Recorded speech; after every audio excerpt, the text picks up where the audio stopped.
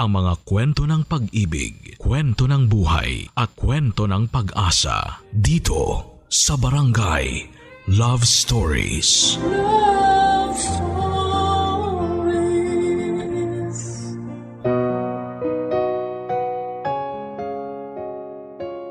Sa buhay mag-asawa, hindi lahat ng yugto ay puno ng masasayang alaala. May mga pagkakataon din na susubukin ang tiwala nila sa isa't isa at ang katatagan ng kanilang pagsasama. Malampasan pa rin kaya nila ang mga pagsubok na ito kung ang tao na dahilan nito ay malaking bahagi rin ng buhay ng isa sa kanila. Mga kabarangay, sa huling bahagi ng kwento ng ating kabarangay na si Tristan, mapagtagumpayan kaya niya ang pinakamalaking pagsubok na pinagdaraanan niya kasama ang babaeng pinili niyang pakasalan. Yan ang inyong mapapakinggan ngayon dito sa mga kwento ng pag-ibig, buhay at pag-asa sa nangungunang Barangay Love Stories. Dear Papa Dudut, mapagpalang araw sa iyo at sa lahat ng mga nakatutok sa Barangay LS. Ako po si Tristan at ito ang huling bahagi ng aking kwento. Sa ikatlong bahagi ng kwento ko na naipadala ko sa inyo ay nag-break na kami ng girlfriend kong si Lumi. Bagamat magkaibigan na kami mula pagkabata ay hindi pa rin naging sapat. Nalubos na naming kilala ang isa't isa para patibayin ang relasyon na sinimulan naming dalawa. Pareho naman naming sinubukan na ang relasyon namin ay umubra pero mukhang hindi talaga kami ang para sa isa't isa. Nang makamove on si Lumi sa naging breakup namin ay nagkaroon siya ng panibagong manliligaw. At hindi ko nga akalain na si Jake yon. Dahil kaibigan ko na si Jake mula pa nung high school. Malaki na ang tiwala ko sa kanya kaya kahit papaano ay napalagay na rin ako. Hindi ko lang inasahan na sila yung magkakatuluyan dahil hindi naman nila gusto ang isa't isa noong una.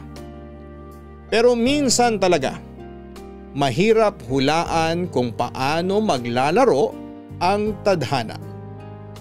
Tungkol naman sa buhay pag-ibig ko, Papa Dudut, ay naging kami na nga ni Chelsea noong naayos na ang hindi namin pagkakaunawaan.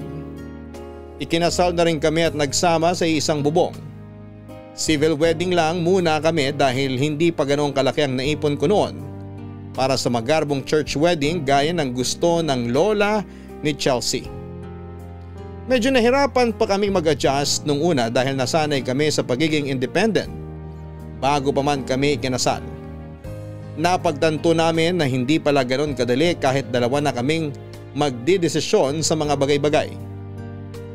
Pero sa lahat ng nangyari, hindi ko inasahan ang pagbabakasyon ni Lola Connie sa kondo namin. Gusto niya raw makasama si Chelsea at maturuan kung paano mag-asikaso sa bahay, kaya naman sa amin muna siya titira sa loob ng isang buwan. Mabuti na lang dahil 2 ang kwarto sa kondo. Para sa magiging anak daw kasi namin yung isa pero habang wala pa kaming anak, ay ginawa na lang muna naming guest room yon. Doon nagsimula ang pakikialam ni Lola Connie sa mga desisyon namin. Mula sa ayos ng bahay, sa pagluluto ng pagkain, at higit sa lahat ay ang pagkakaroon ng anak.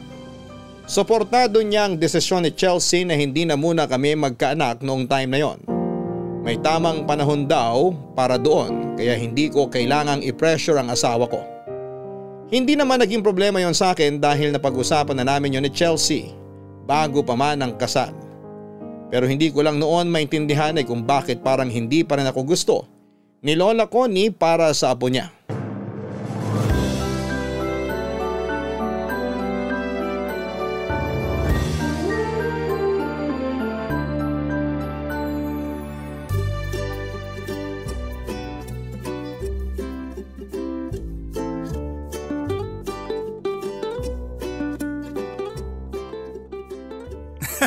Ang lupit mo talaga.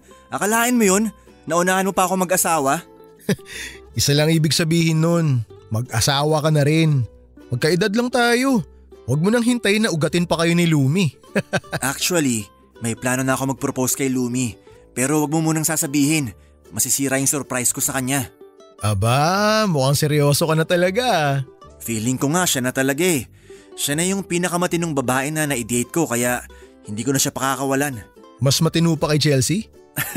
Alam mo naman na medyo sakit sa bungo yung kapatid kong yun. Buti na lang natutunan pa magtino. Manang-mana kasi sa akin. Kung sa kalokohan lang naman, ilalaban ko talaga yung asawa ko. Nga pala, may nabanggit sa akin si Lola. Anong nabanggit niya sa'yo? Di ba nasabi niyo na nung una na magbabakasyon lang siya? Oo, nabanggit niya nga yan. Bakit? Ano bang meron? Dude, plano mag-extend ni Lola sa inyo. Ha? Bakit daw? Hindi ko nga alam dun kay Lola eh.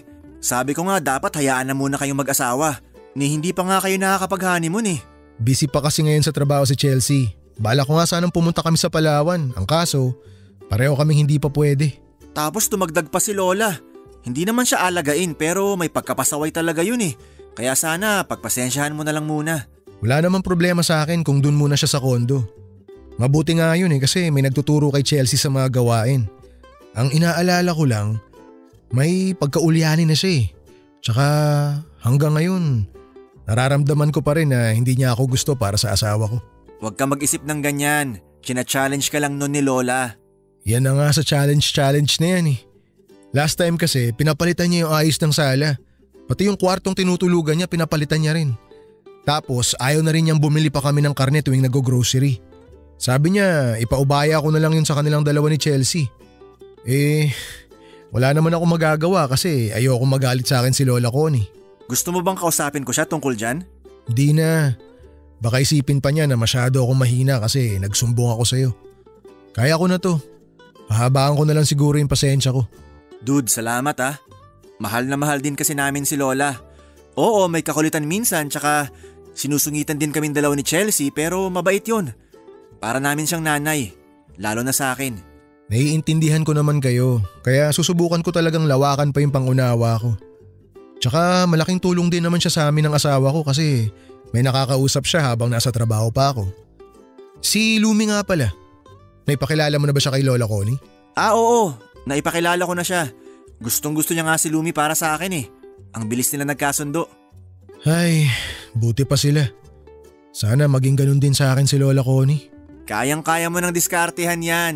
Bigyan nyo lang ng apo yun tapos ang laban. Weakness nila yun. Paano mangyayari yun? Suportado niya si Chelsea na wag muna kami mag-anak. Tsaka buti sana kung ganun lang kadali na magkaroon kami ng anak eh. Bakit? Ayaw pa kasi ni Chelsea na magbuntis. Natatakot daw siya na baka mangyari sa kanya yung nangyari sa mama niyo nung pinanganak siya. Nakwento nga rin sa amin ni Mami yung tungkol doon.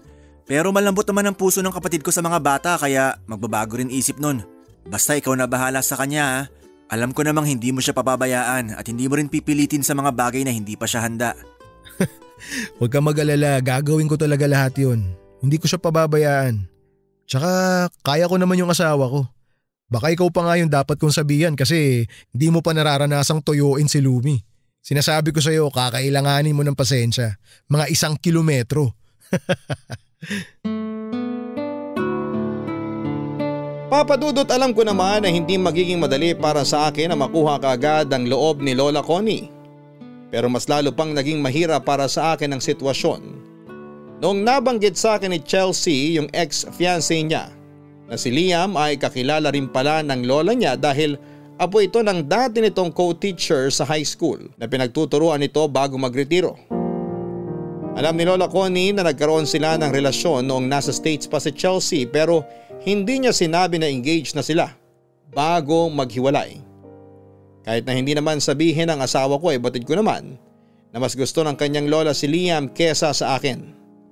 Pero wala akong sinabi noon.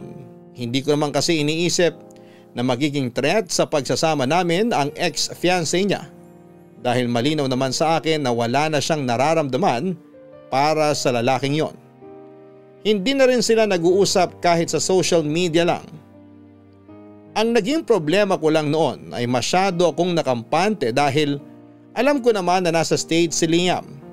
Maganda raw ang trabaho nito roon kaya imposibleng umuwi pa ito sa Pilipinas. Pareho kasi sila ni Chelsea na elementary pa lamang ay nag-migrate na sa US kasama ng mga magulang. Pero nagulat na lamang ako nang sabihin sa akin ni Chelsea na umuwi raw si Liam ng Pilipinas para magbakasyon ng ilang buwan.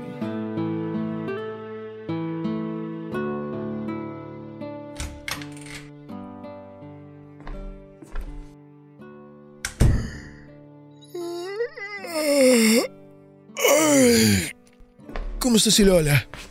Nakainom na ba siya ng para sa maintenance niya? Yup. Tired? Oo, lagi naman baby. Pero syempre, nababawasan yung pagod ko kapag nakikita kita. Really? Look at me then. Eto na, nakatingin na ako sa'yo. Alam mo kung ano nakikita ko? Your wife? Diyosa. Diyosa yung nakikita ko. Come on, babe. That is so cringe. Stop it. Ano ba yan? Di ka na yata kinikilig sa akin eh. Ay, nga pala. Ako nang bahala sa mga gastusin dito sa bahay ha. Sabihin mo lang sa akin kapag may kailangan kang bilhin. Okay? Alright, if you say so. May gusto nga pala ako itanong sa'yo kung okay lang. What about? Tungkol sa ex-fiancé mo. What about him? Is the thought of him bothering you? Hindi naman. Itatanong ko lang sana kung nagkita na kayo mula nung umuwi siya rito sa Pilipinas. Hindi ka ba niya pinuntahan? Why would he do that? We don't need to see each other. But if it does happen, I will let you know. Si Lola Connie, nakakausap ba niya? Lola mentioned that they met yesterday for Liam's grandma's birthday. Hindi ka ba niya inayang sumama? She wanted me to go but I said no. Bakit naman humindi ka? Because I knew you wouldn't like it. Ay, may tiwala naman ako sa'yo. Kaya next time na ayain ka ni Lola Connie, okay lang naman sa akin na sumama ka. Hindi kita pagbabawalan. What if I really don't want to go? I'd rather wait for you to come home. And if I do decide to see Liam, I'll make sure that you tag along. Pero paano kung makita mo siya ulit ng dahil kay Lola? It's not gonna change a thing because I value our relationship. Unless you're having doubts about our marriage. Huwag mo isipin yan, hindi kita pinagdududahan, maniwala ka. Sabi ko nga may tiwala ako sa'yo. Hindi lang talaga maganda yung pakiramdam ko sa pagbabalik niya rito eh. Sa totoo lang, pakiramdam ko kasi may gusto siyang gawin na hindi ko talaga magugustuhan. Don't worry about him. I'll avoid him as much as possible, so it's gonna be fine. Let's just get some rest. We have work tomorrow. Inaanto ka na ba? Huwag ka na munang matulog. Why? Pwede ba tayong Chelsea! Shh! Huwag ka na sumagot. Kunwari tulog ka na. What? But… Shh! Tulog na po si Chelsea la! Sigurado ka ba? Ang aga pa! Babe, humalik ka. Bilisan mo. Medyo lakasan mo para marinig ni Lola sa labas. Dali na! Babe, this is insane. She knows I don't snore. La, tulog na po talaga eh. May kailangan po ba kayo? Alam kong gising pa yung apo ko. Pinagdadamot mo lang siya sa akin. Lola, bubuksan ko po yung pinto para po makita ninyo. Wag na! Matutulog na lang ako.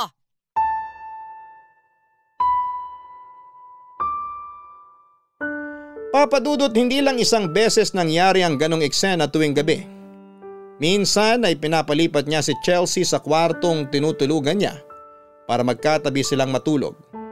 May mga pagkakataong naiiwan niyang nakabukas ang gripo at minsan ay nakakalimutan naman niya ang kanyang niluluto. Dahil inaalala ko na baka mapahamak pa si Lola ay nag-hire na lamang ako ng kasambahay. Ang kasi wala pang isang linggo ay nagpaalam na kaagad ito. Sinusungitan daw kasi ni Lola Connie at pinapakialamanan sa mga ginagawa. Sumubok ako ulit na kumuha ng bagong kasambahay pero ganon pa rin ang nangyari. Hanggang sa sumuko na lamang ako at hinayaan ko na lamang si Lola sa mga gusto niyang gawin. Sa ikalawang buwan na kasama namin si Lola Connie ay doon mas nasubok ang pasensya ko. Inimbitahan niya kasi sa kondo ang ex-fiancé ni Chelsea na si Liam. Alala naman noon ang asawa ko sa magiging reaksyon ko. Kaya halos paalisin na niya ito habang nakikipagkwentuhan pa kay Lola. Pero nakisama pa rin naman ako ng maayos kahit na hindi ko yon nagustuhan. Mabuti na lamang at mukhang marunong din itong makiramdam. Si Lola Connie lang ang kinausap niya. Mukha naman siyang mabait at marespeto. Yun siguro ang nagustuhan sa kanya ni Chelsea noong bago pa lamang silang magkakilala. Ramdam ko noon ang mga tingin ni Lola Connie habang nakikipag-usap ako sa lalaking gusto sana niyang mapangasawa ni Chelsea kung hindi lang sana kami ikinasal. Minsan ay hindi na napigilan ng asawa ko na pagsabihan si Lola dahil sumusobra na rin ang mga sinasabi niya. Lalo na kapag harap-harapang ipinamumuka sa akin na si Liam sanang naging asawa ng apo niya. Ipinagmamalaki niya ang mga achievement nito sa ibang bansa at kung gaano ito kabait na apo sa mga lolo't lola niya. Pero hindi yung naging sapat na dahilan para hayaan kong maapektuhan ang pagsasama namin ni Chelsea. Kaya sa halip na magalit ay nag-isip ako ng paraan kung paano mas mabilis na mapapalapit ang loob ko kay Lola Connie.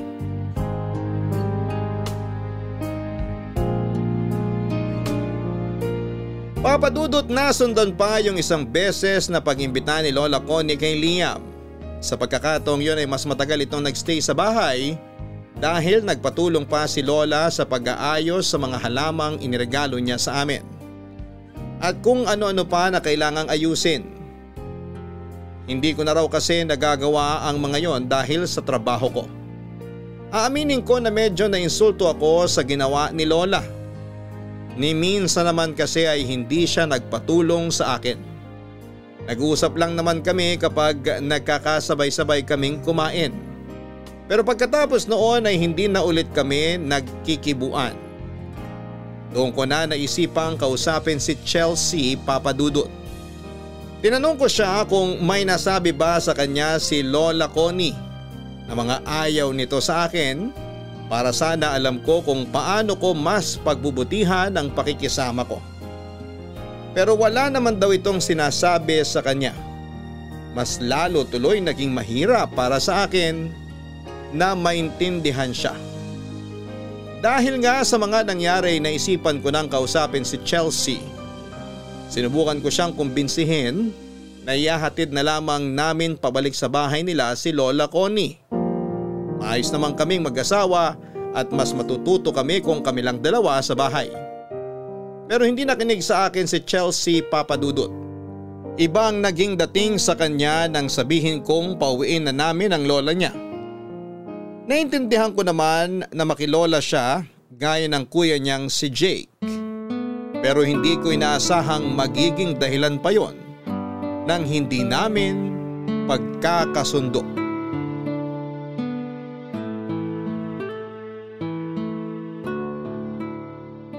Babe,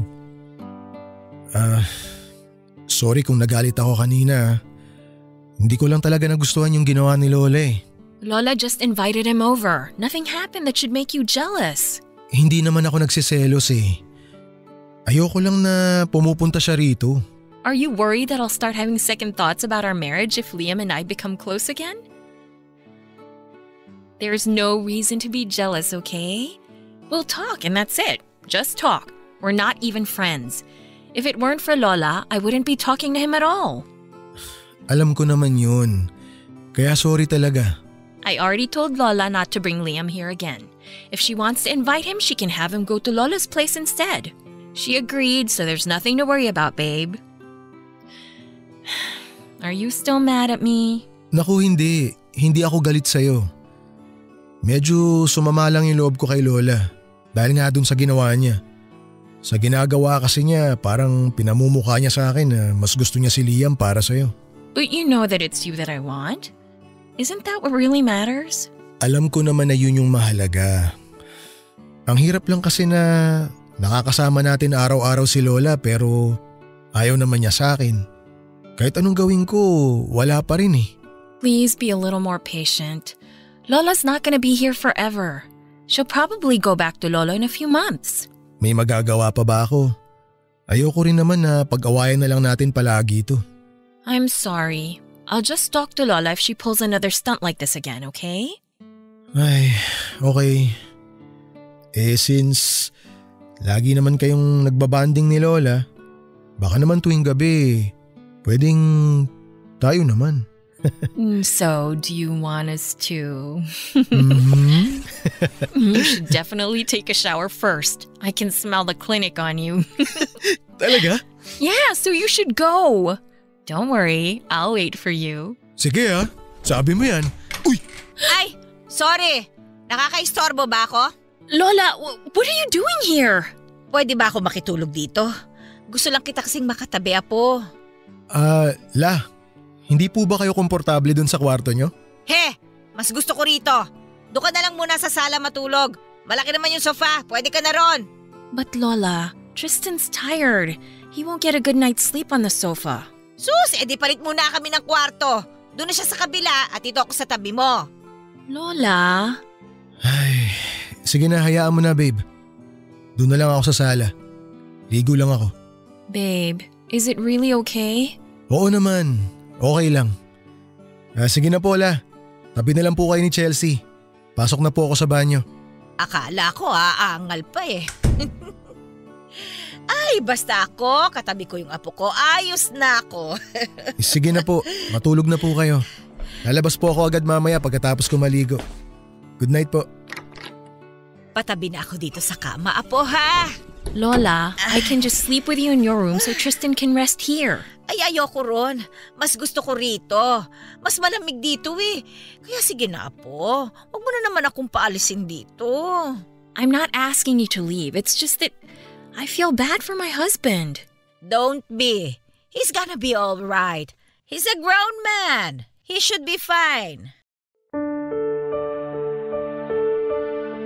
Papa Dudut, kahit araw-araw sinusubukan ni Lola Connie ang pasensya ko, ay mas pinili ko pa rin na maging kalmado. Hindi ko siya sinasagot-sagot o binabastos kahit may mga pagkakataong napipiko na ako sa kanya. Hindi ko na nga po noon alam kung paano ko pa magagawang maging kalmado tuwing sinasadya niyang galitin ako. Basta ang alam ko na lamang noong time na yon ay ayokong masira ang pagsasama namin ni Chelsea. Simula nang dumating sa bahay si Lola Connie ay nawala na rin kami ng pagkakataon ng asawa ko na magkaroon ng oras na para sa aming dalawa lang dahil lagi na silang magkasama. Kaya minsan ay nagkikita na lamang muna kami sa labas pagkatapos ng mga trabaho namin para makapag-date bago kami umuwi. Pakiramdam ko tuloy ay para kaming mga teenager na nagtatago sa magulang namin. Natatawa na lamang kaming dalawa tuwing umuwi kami ng 10 oras ng gabi at pinuputak din ni Lola Connie ng sermon. Pero Papa Dudut, kung meron akong nakakainis at makaubos pasensyang moment kay Lola Connie, meron din namang pangyayari na nagiging masaya ito sa hindi sinasadyang pagkakataon. May time kasi noon na naglalakad sa park si Lola at natagalan din siya roon bago bumalik sa kondo. Gusto ko nga sana siyang samahan pero palagi niyang sinasabi na kayang-kaya pa niyang umuwi ng mag-isa. Ang kaso, ganito ang nangyari pagbalik niya.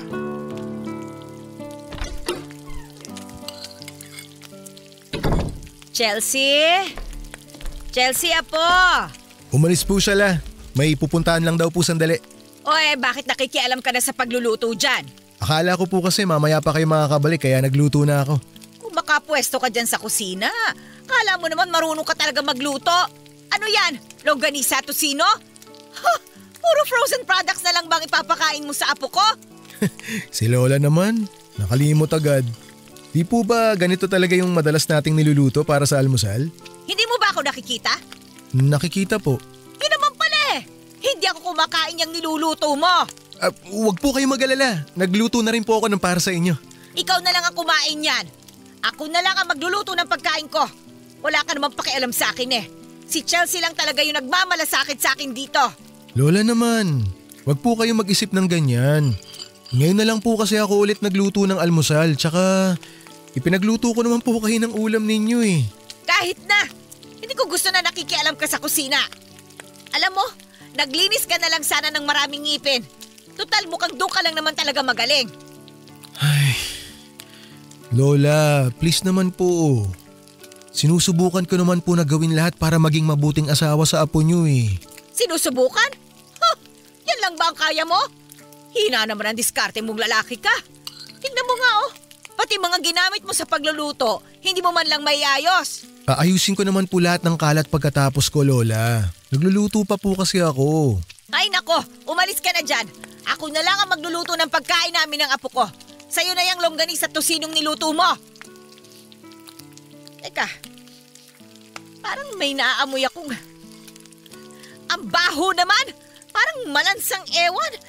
Hanapin mo nga kung saan ang gagaling yon. Hindi mo kasi inaayos yung pagkilos mo dito sa kusina kaya namamaho na. Lola, alam ko na po kung ano yung naaamoy nyo. Uy, alam mo na naman pala eh. Bakit nakatayo ka lang dyan? Kunin mo na, titapon mo na sa labas. Baka po magalit kayo eh. Ano? At bakit naman ako magagalit? Eh sinabi ko na nga ilabas mo. yung sapatos nyo po, Lola, na nakatapak po kayo ng jackpot. Ano? Ay, sus Mariosep. Kaya aga-aga naman itong kamalasang ito, oh. Lola, bubuhatin ko na po ba kayo palabas? Ba't sira ulo ka? Nagbibiro lang po ako. Huwag mo nga ako mabiro-biro ng ganyan, ha? Sorry na po, La. Ano pang tinatayo-tayo mo dyan? Tulungan mo ako dito. What's going on here? Oh, what's that smell? Nakatapak kasi ako ng dumi ng aso dun sa labas kanina eh. Hindi ko naman napansin. Ayan tuloy, nadala ko pa hanggang dito. I bet you thought it was my husband who smelled. Oo na. Malay ko ba naman na aabutan ako ng malas dun sa labas. Pinaglololo ko pa ako nitong asawa mo. Ano pang tinatayo-tayo mo dyan, Tristan? Kumuha ka na ng map.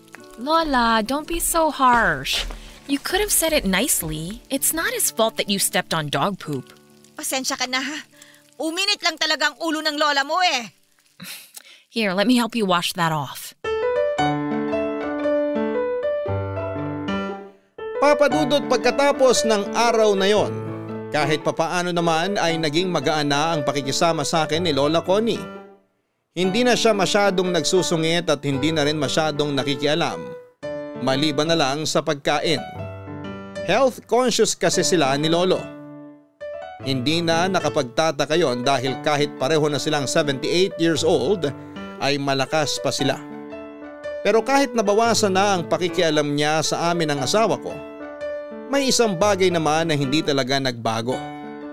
Hindi na nga muli pang inimbitahan ni Lola Connie sa bahay namin si Liam. Pero nag-set up naman siya ng lunch date para sa kanila nila Chelsea. Hindi naman yon inilihim sa akin ng asawa ko dahil may usapan kami na hindi kami maglilihim sa isa't isa. Ang hindi ko naman maintindihan noon ay kung bakit hindi marunong mag-set ng boundaries si Liam dahil sunod na lang ito ng sunod sa gustong mangyari ni Lola Connie. Kahit na alam niyang makakasira lamang yon sa pagsasama namin ng asawa ko. Muli kaming nagkatampuhan ni Lola Connie, Papa Dudut, at nangyari pa yon kung kailan malapit na ang birthday ni Chelsea. Ayaw na sana niyang mag-prepare pa kami ng bonggang selebrasyon. Pero nagpumilit ako dahil minsan lang naman yon mangyari sa isang taon. Isa pa yun din ang unang beses na magbe-birthday siya sa Pilipinas mula nang umalis sila. Ako sana ang magiging punong abala para sa birthday party pero tinamaan naman ako ng trangkaso. Magpapatulong na lang sana ako kay Jake pero inunahan na ito ni Lola Connie. At gaya ng inaasahan ko, bukod sa imbitado ay pinatulong din niya si Liam para sa selebrasyon. Hindi lang po yun ang nangyari. Nung araw na yon ay narinig ko mismo kay Liam na hindi pa rin nawawala ang feelings nito para kay Chelsea.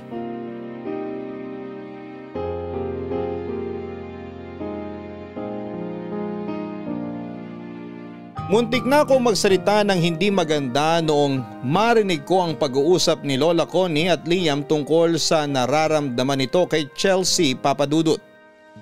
Diretsahang inamin ni Liam na hindi ganong kadaling kalimutan ang pinagsamahan nila. Handa pa naman daw sana siyang magpatawad noon pero bigla na lamang umuwi ng Pilipinas si Chelsea. Kaya nawala na sila ng pagkakataong makapag-usap ng mas maayos. Akala ko noon, ako lang ang maapektuhan sa nangyari pero kung hindi ko yon nagustuhan, mas lalo naman si Chelsea. Sa pagkakataong yon ay kinausap na niya ng masinsinan si Lola Connie at sinabing hindi na niya nagugustuhan ang pagpupumilit nito na maging malapit pa sila ni Liam sa isa't isa. Hindi ako nakialam sa usapan nila, Papa Dudut. Ipinaubaya ko na lamang sa asawa ko ang pakikipag-usap sa lola niya dahil sila naman ang mas nakakakilala sa isa't isa. Magkatampuhan man sila o magkaroon ng hindi pagkakaunawaan ay sigurado akong mabilis lang ding maaayos yon kapag nagkataon. Papa Dudut, humingi naman ng dispensa sa amin si Lola Connie. Mukhang sincere naman siya noon at balak nang totohanin ang mga sinasabi niya. Kaya pinalampas ko na lamang ulit yon. Pero sa huli ay hindi pa rin siya nakumbinsi ni Chelsea na bumalik na sa bahay nila ni Lolo. Hindi ko na rin naman siya pinilit na umalis. Nung medyo nagkaayos na kami ni Lola ay saka naman kami nagkaroon ng problema ng asawa ko dahil sa pagiging magastos niya. Naiintindihan ko naman noon na nasanay siyang nabibili lahat ng gusto niya noong hindi pa kami kasal. Pero dahil kailangan na rin naming mag-ipon para sa future namin ay medyo hindi kami nagkaintindihan. Oh, bakit parang ang tahimik mo? Wala. May iniisip lang. May problema ba kayo ng kapatid ko? O si Lola na naman yung problema mo? Wala kaming problema ni Chelsea. Wala rin namang ginawa si Lola sa akin. Ano nga? Dude, kilala kita. Hindi ka mapapaisip ng ganyan kung wala kang problema. Ay, sige na, sasabihin ko na sa'yo. Nagkatampuhan kasi kami ni Chelsea. Sabi ko na bakit kayo nagkatampuhan? Nabanggit ko kasi na medyo napapasobra yung paggastos niya. Huwag mo sanang mamasamain ha. Alam ko na ako yung lalaki sa amin kaya ako talaga yung dapat na mag-provide. Ang kaso, hanggang ngayon hindi pa rin marunong mag-budget yung asawa ko . Dude, wag ka mag-alala. Gets kita. Kilala ko yung kapatid ko at alam ko na gastadora talaga yon. Sa skincare pa lang niya kulang na yung sweldo niya . Pagpasensyahan mo na muna. Nag-a-adjust pa yun ngayon. Kaya nga, gets ko naman na nag-a-adjust pa siya. Tsaka wala naman akong problema sa skincare niya . Ang ibig ko kasing sabihin, marami pa rin siyang binibili na hindi naman namin kailangan. Tapos yung internet, 2 yung binabayaran namin. Yung washing machine, nagka-problema lang ng konti, bumili na agad siya ng bago. Pwede pa namang ipaayos yun. Magkapatid nga talaga kami. Pero seryoso, napag-usapan niyo na ba yan? Yan nga yung nangyari, sinubukan ko siyang kausapin tungkol sa paggastos niya.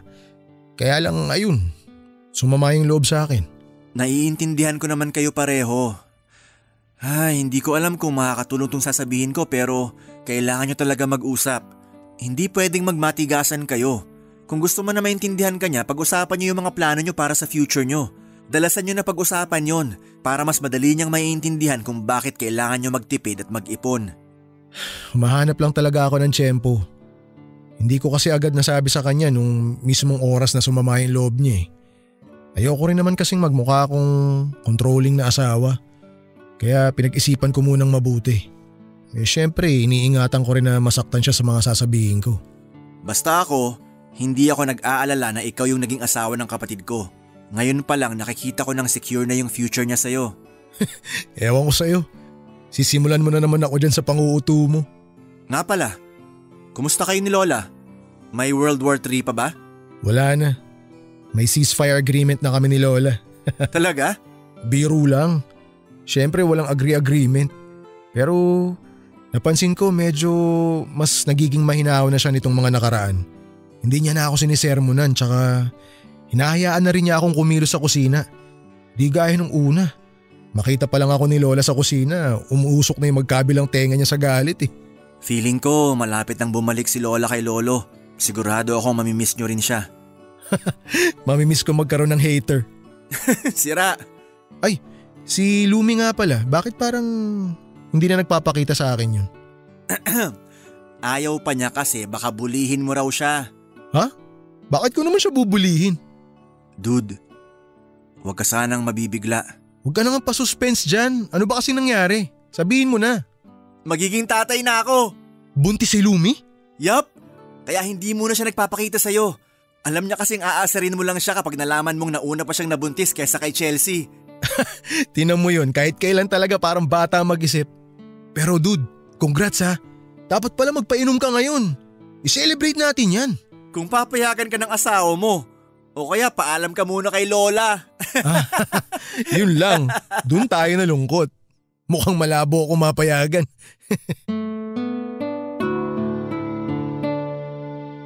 Papa Dudut, hindi ko noon inaasahan na mauuna pang mabuntis si Lumi kaysa kay Chelsea. Pero kahit na hindi yon kaagad ipinalam sa akin ng kaibigan ko, ay masaya pa rin ako para sa kanilang dalawa ni Jake. Aaminin ko na sumagi rin sa isipan ko noon na posibleng sabay pa kami ni Jake na magiging tatay kung pumayag na lang si Chelsea na bumuo na kami ng pamilya. Pero pinanindigan ko rin yung sinabi ko noon na hindi ko siya ipe-pressure. Nabanggit din sa akin ni Jake noong nagkakwentuhan kami na kinausap pala niya si Lola Connie. Sinubukan niyang kumbinsihin ito na doon naman sa bahay niya magbakasyon para makasama niya rin si Lumi. Pero hindi ito pumayag, Papa Dudut. Kahit ganoon ang nangyari ay napansin ko naman na unti-unti nang nagbabago ang pakikitungo ni Lola sa akin. Nirerespeto na niya ang oras naming mag-asawa, hindi kagaya nung una.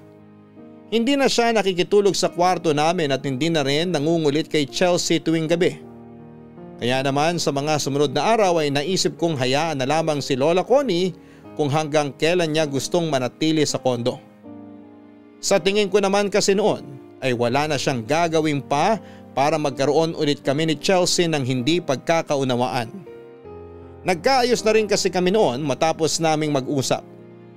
Sa kabila ng pagbabago ng pakikitungo sa akin ni Lola Connie, medyo napaisip din ako noon kung bakit bigla na lamang nagbago ang isip niya. Nang kausapin ko naman si Chelsea tungkol doon ay wala rin siyang naisagot sa akin. Ang sabi niya lang ay baka gusto na rin ni Lola na makipag-ayos sa akin. Total ay magdadalawang buwan na itong nakatira sa amin. Si Liam naman ay hindi na rin nagparamdam pa ulit kay Chelsea. Bala ko pa lang sana siyang kausapin noon pero nalaman ko sa asawa ko na pabalik na ito sa States. Nagkausap daw sila bago ito nagbook ng flight. Inamin ni Liam na si Chelsea naman talaga ang dahilan ng pagbabalik niya. Pero wala rin siyang balak na magstay ng matagal sa Pilipinas dahil nasa States ang kanyang trabaho. Dahil doon ay unti-unti na akong nakahinga ng maluwag, Papa Dudut.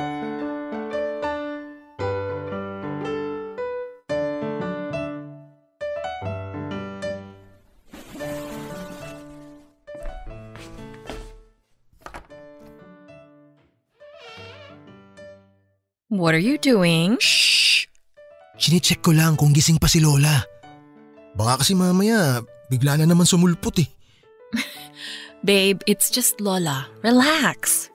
Ay, tama ka. Kailangan ko nang mag-relax. Masyado na akong balisa. Si Lola kasi, ang daming kayang gawin. Like pushing your buttons? Isa na yun. Pero kaya ka rin niyang ilayo sa akin. Hey, Lola wouldn't do that. And just so you know, I'm not leaving you. Teka, bakit parang ang sweet mo yata ngayon? Anong meron? Kinakabahan ako sa'yo ha? Nothing special. I'm just happy that you and Lola are okay now.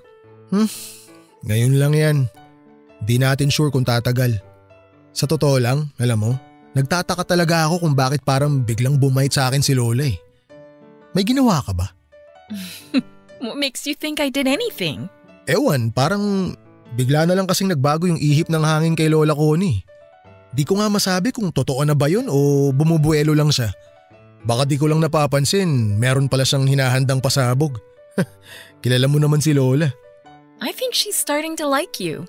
Not sure if you noticed, but she's not giving you the sinister side eye anymore. Especially when you talk about work. That's progress, right? Sa bagay, pero duda pa rin ako eh. Babe, please give her a chance. Joke lang. Oo naman, bibigyan natin siya ng maraming chance. Alam mo naman na matagal ko nang gustong magkasundo kami ni Lola Connie. Kaya kung totoong pasado na ako sa kanya, edi maganda.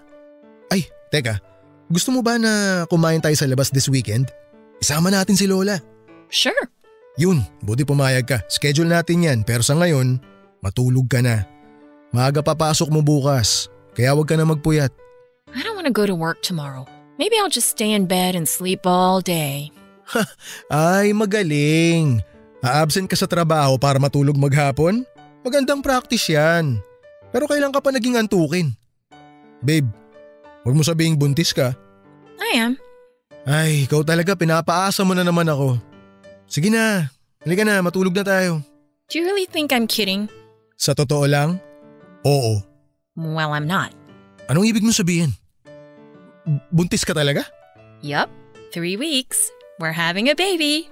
Pero paano? Sabi mo nagpipills ka, di ba? I stopped taking them, and I didn't tell you because I wanted it to be a surprise.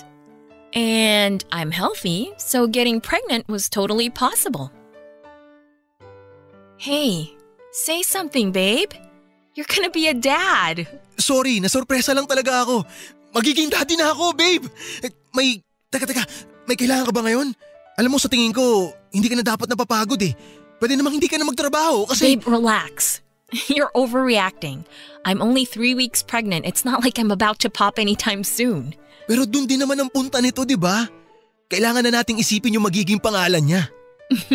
Seriously? We don't even know if it's a boy or a girl. Pwede naman 2 pangalan yung isipin natin.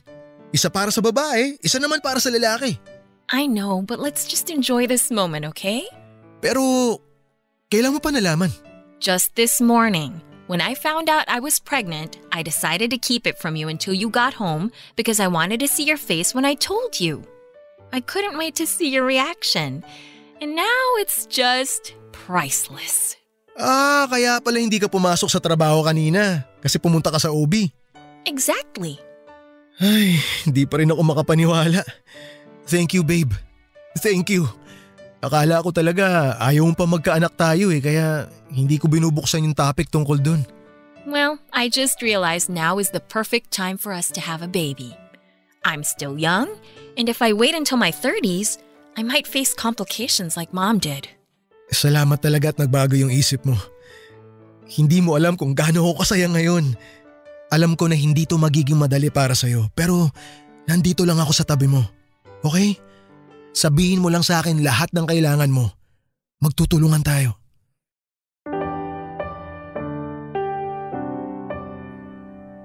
Papa Dudut, halos hindi pa rin ako makapaniwala noong sinabi sa akin ni Chelsea na magkakaanak na kami. Hindi talaga sumagi sa isip ko na mangyayari kaagad yon dahil alam ko naman na ayaw pa talaga niyang magbuntis. Ina-expect ko na baka sa susunod na mga taon pa niya maisip na bumuo kami ng sarili naming pamilya. Kaya hindi ko may paliwanag yung sayang nararamdaman ko nang sabihin niya sa akin yon. Lalo na nung ipakita niya sa akin ang resulta ng pregnancy test niya. Pakiramdam ko noon ay nagkaroon na ng purpose ang lahat ng ginagawa ko. Mas ginanahan akong magtrabaho. Naisip ko pa nga noon na magsimula pa rin ng maliit na negosyo para mas madaling makaipon para sa future ng magiging anak namin.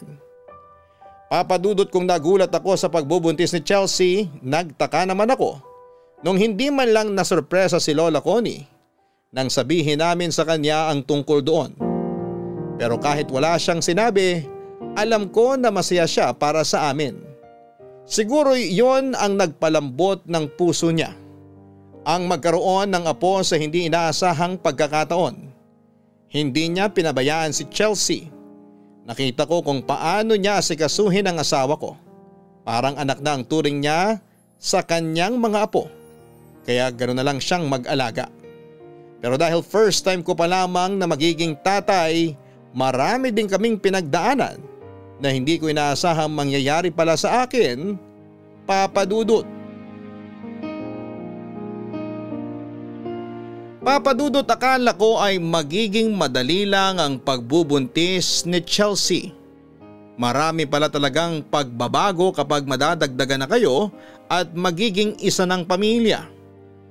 Noong first trimester ay naging madalas ang pagiging mainitin ng ulo niya. Lalo na tuwing umaga yung tiyempong pareho kaming papasok sa trabaho. Hatid sundo ko siya. Pero kapag naiinis siya sa akin ay mas pinipili na lamang niyang mag-commute. Naging sensitive na rin siya pagdating sa mga pagkain at kung ano-anong amoy. Kaya naman naging maingat na lamang ako noon. Ayos lang naman sa akin ang lahat ng yon, Papa Dudut. Ang mahalaga lang sa akin ay healthy siya at ang magiging anak namin. Tinanong ko siya kung kaya pa niyang magtrabaho dahil pwede ko naman siyang patigilin muna. Pero hindi siya pumayag. Maiinip lang daw siya at may stress ng sobra kapag wala siyang ginagawa.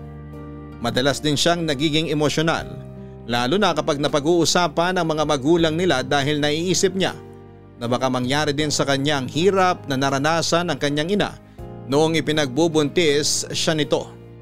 Mabuti na lang at kasama pa rin namin si Lola Connie na siyang kumausap sa asawa ko. Si Lola kasi ang mas nakakaalam kung paano i-handle ang ganong sitwasyon. Kaya malaki ang pasasalamat ko sa kanya, Papa Dudut.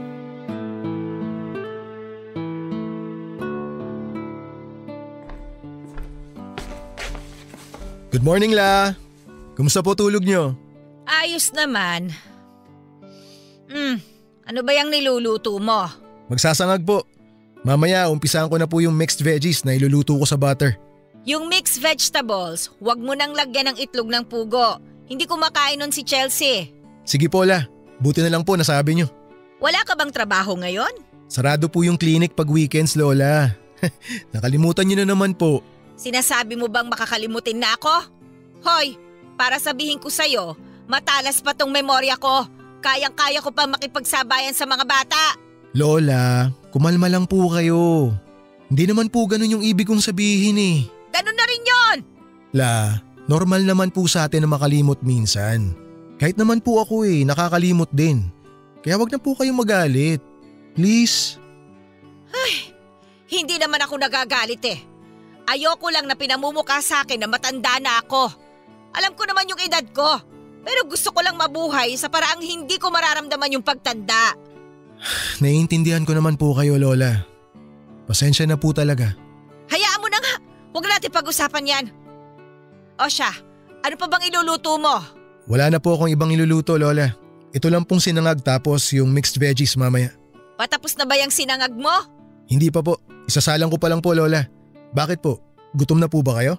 Hindi naman, pero may suggestion ako para mas sumarap yung sinangag mo. Talaga po? Ano pong suggestion nyo, La? Sige po, sabihin nyo lang. Ay, lagyan mo ng maraming bawang. Sigurado akong kikiligin yung apo ko sa sarap ng sinangag mo. Talaga po? Kikiligin siya? Aba, lalagyan ko po ng marami. Ay, very good, apo. Salamat po, Lola. Sana po sa susunod, maturo nyo rin po sa akin yung mga specialty na niluluto nyo. Para kapag nakauwi na po kayo kay Lolo, may magluluto pa rin ng mga ganon para kay Chelsea. Pinapaalis mo na ba ako? Po? Naku, hindi po. La, ayan na naman po kayo. Wala po akong ibig sabihin dun sa sinabi ko. Ang sa akin lang po, syempre, darating talaga yung araw na kaming mag-asawa na lang dito sa unit. Hindi naman po pwedeng konting kibot, tatawag kami sa inyo o kaya sa mga magulang ko. Dapat matuto rin kami. Kaya ngayon pa lang, medyo nagpa-practice na ako. Yung asawa ko, hindi naman nag-practice noon. Iba lang talaga kayo mga bata sa ngayon. Masyado nyo ginagawang komplikado yung mga bagay na simple lang namang gawin. Oh, good morning. Good morning, babe. Buti gising ka na. Sakto, nagluluto pala ako ng breakfast. What's that smell? It's not… Gosh, I'm gonna throw up. Teka, ayaw mo ba ng sinangag? My goodness, Tristan, take it away. Ha? Pero akala ko mas masasarapan kapag maraming bawang. Just take it away, will you? Lola! Oh, bakit? Ikaw naman ang nagluto niyan, hindi ba? Pero Lola, sabi niyo po… Yan ang napapala ng mga uto-uto. Lola naman eh. Aawain na naman po ako nitong asawa ko niyan. Dapat lang yan sa'yo. Now will you please leave and throw that out? Babe, teka, si Lola yung… I said go! Oo, eto na. Sige na, ilalabas na. Papa Dudut, hindi naman ako napipikon sa mga ganong biro ni Lola dahil nasanay na rin ako sa kanya. Ang kaso, maghapon akong hindi nakauwi noong araw na yon dahil mainit ang ulo ng asawa ko sa akin. Nakabawi naman ako sa kanya sa ibang paraan pero hindi ko lang talaga akalain na magiging ganon siya kasensitibo sa amoy ng pagkain. At alam na alam ni Lola na ayaw yon ni Chelsea. Kaya nung sumunod na araw ay natuto na ako. Bago ako magluto ay nagsisearch na muna ako ng mga pagkain o ingredients na nagtitrigger sa mga buntis. Nang mapansin naman yun ni Lola ay tinawanan niya lamang ako. Pero sa kabilang banda ay natuwa siya na nagkukusa na akong matutuhan ng mga bagay-bagay tungkol sa mga buntis. Natapos ang 2 buwan ni Lola Connie nang hindi pa rin kami lubusang nagkakasundo. Hindi na siya nag-extend pa ulit ng pananatili sa amin at nagpasundo na siya kay Jake para umuwi kay Lolo. Nung isang linggo nang wala sa kondo si Lola Connie ay saka ko lang napagtanto na parang may kulang doon kapag wala siya. Sa lahat ng ginagawa ko ay lagi kong naaalala ang mga sermon ni Lola, lalo na ang pagpuna niya sa mga kapalpakan ko sa kusina.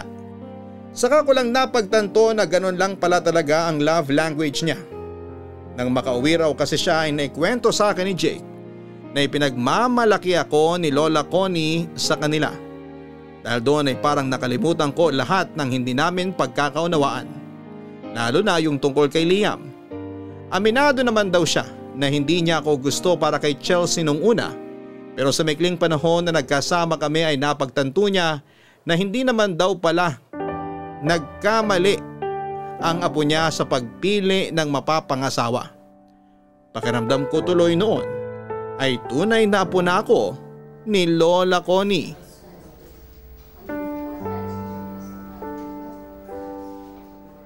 Babe.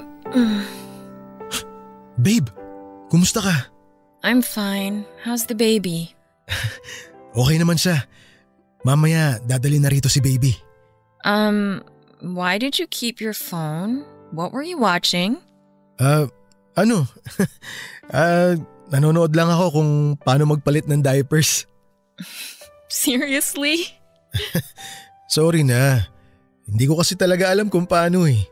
Tsaka gusto ko sana paglabas nyo, ako muna mag-aasikaso kay baby habang hindi ka pa pwede.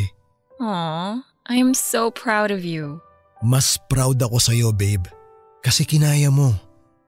Kaya thank you. Kasi dumating ka sa buhay ko. Ibinigay mo sa akin yung pangarap ko na magkaroon ng sarili kong pamilya. You deserve this. And I'm just so happy that we're finally a family. Napakaswerte ko talaga sa'yo, babe. Hulog ka ng langit sa akin. Pakis nga ako sa asawa ko. Mahal na mahal ko kayo ng anak natin. Siya nga pala, babe. Nagpapalinis ako ngayon ng kondo habang nandito pa kayo. Kumuha ako ng kasambahay para may mag-aasikaso sa ibang gawain. That's good. So were you able to take a nap? Medyo. Nakaidlip naman ako ng konti kanina habang nakaupo dito. Okay, good. So you got to rest a little bit. Speaking of pahinga, kapag nakauwi na tayo, gusto ko magpahinga ka lang muna. Sounds good. Thank you, babe. Ano ka ba? Bakit ka nagsi-thank you? Normal na pagkatapos mong manganak, dapat makapagpahinga ka ng husto. I just appreciate everything you do. Mahal ko kayo ng anak natin. Kaya masanay ka ng inaalagaan ka. Okay? I love you. I love you too. Babe, did you bring my phone? I want to call mom and dad. Nadala ko yung phone mo pero naiwan ko sa kotse. Teka, kukunin ko muna. Ay, sorry, hindi ko sinasadya. Just be careful next time. Now will you please get my phone? O sige. Teka sandali. Nagtatagalog ka? What do you mean? Narinig ko kanina sabi mo aray eh. Yeah, so? Bakit parang gulat na gulat ka naman dyan? Ha? Sino hindi magugulat? Pero akala ko kasi… Akala mo ano? Akala ko hindi ka marunong magtagalog. Well, nag-assume ka na hindi ako marunong. I didn't say I couldn't. Pero babe, hindi ka kasi nagtagalog simula nung nagkakilala tayo. Akala ko nakakaintindi ka lang talaga kaya hindi na kita in English. Babe, nung bumalik ako dito sa Pinas, tapos pinakilala ka sa akin ni Kuya Jake, in English mo ako agad eh. So inisip ko na baka manibago ka pag nagtagalog ako. Tsaka ang cute na tinatagalog mo ko. Na-enjoy ko ng sobra kaya hinayaan ko na. Hindi ko na muna sinabi sa'yo. Anong hindi mo na sinabi? Hindi mo talaga sasabihin kung di pa kita aksidenteng natukuran. Sorry na. So all this time, kaya mo naman palang magtagalog? That's because I grew up here. Weird nga eh. Kasi nung mga bata kami ni Jake, English kami kausapin ng mga magulang namin. Pero nung nasa States na kami, tinatagalog na nila ako. Siguro para hindi ko completely makalimutan. Sabagay, tama nga naman. Tsaka mas komportable ako mag-English. Pero sana sinabi mo pa rin. Pambihira. Kung ganun ako pala yung talo sa pustahan namin ni Lumi. Pustahan? What do you mean pustahan? O tapos ngayon, konyo ka naman kung magsalita. Don't dodge the question, babe. Anong pustahan yun? Matapos ka kasing ipakilala ni Jake sa amin, I mean, kay Lumi, kasi kilala na kita, hindi siya naniniwala na hindi ka marunong magtagalog. Sabi pa nga niya, sinusubukan mo lang kami kung tatagal kami sa pakikipag-usap sa'yo. For real? Alam mo bang kakalbuhin ako ni Lumi kapag nalaman niyang siya naman pala talaga yung panalo sa pustahan namin? Hiyang-hiya pa naman siya nung hinalikan niya si Jake sa harapan ng mga bisita niyo. What? Kaya pala hinalikan niya si kuya nung party. Pero in fairness, sila na ngayon. And very soon, magpapakasal na rin silang dalawa. Teka sandali.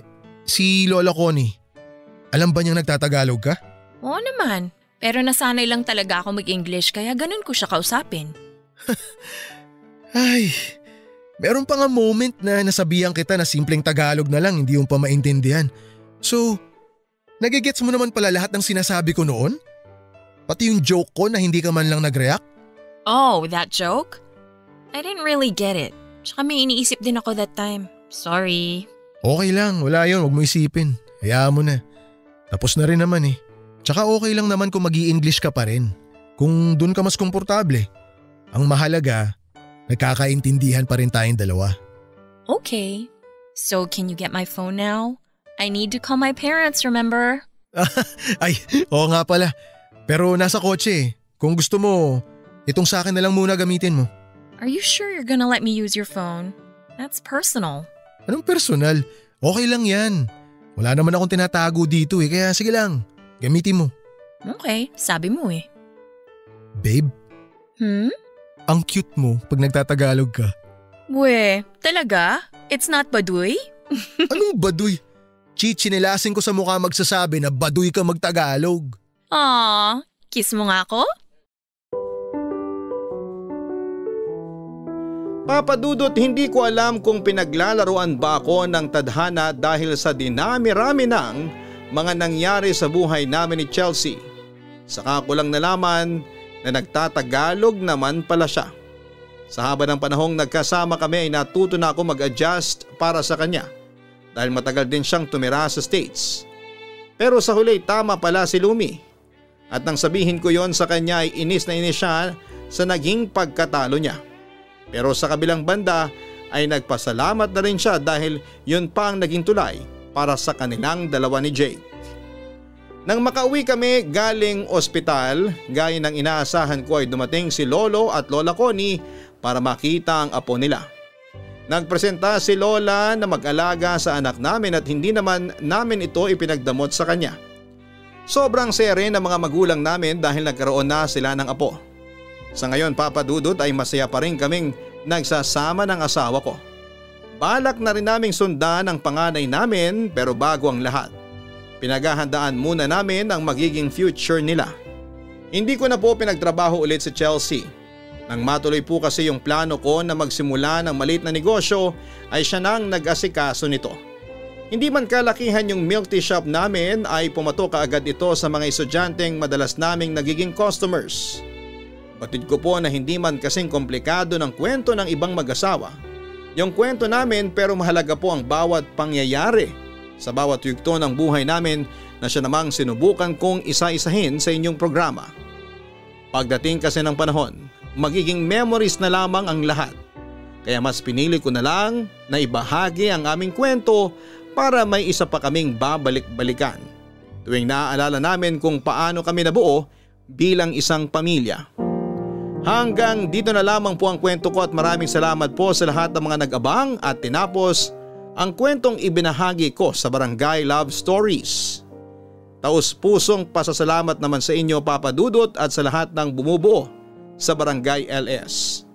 God bless po and more power sa inyong radio station. Ang inyong forever kapuso at kabarangay, Tristan. Mga kabarangay, hindi naman lahat ng tao ay kailangan ng pag-ibig para maging masaya. Pero mas magiging makulay ang buhay kung may nagmamahal sa atin hanggang sa pagtanda. Kaya maswerte sina Tristan at Chelsea dahil nahanap nila ang isa't isa. Sandali man silang iniligaw ng tadhana sa huli, babalik at babalik pa rin sila sa isa't isa dahil sila pa rin ang tinadhana. Hanggang sa muli, ako po ang inyong si Papa Dudut sa mga kwento ng pag-ibig, buhay at pag-asa sa Barangay Love Stories number 1. Sabay-sabay nating pakinggan ang iyong kwento ng pag-ibig, buhay at pag-asa. Ipadala lang sa barangaylovestories@yahoo.com. Nagustuhan ng iyong napakinggan? Ituloy yan via live stream sa www.gmanetwork.com/radio.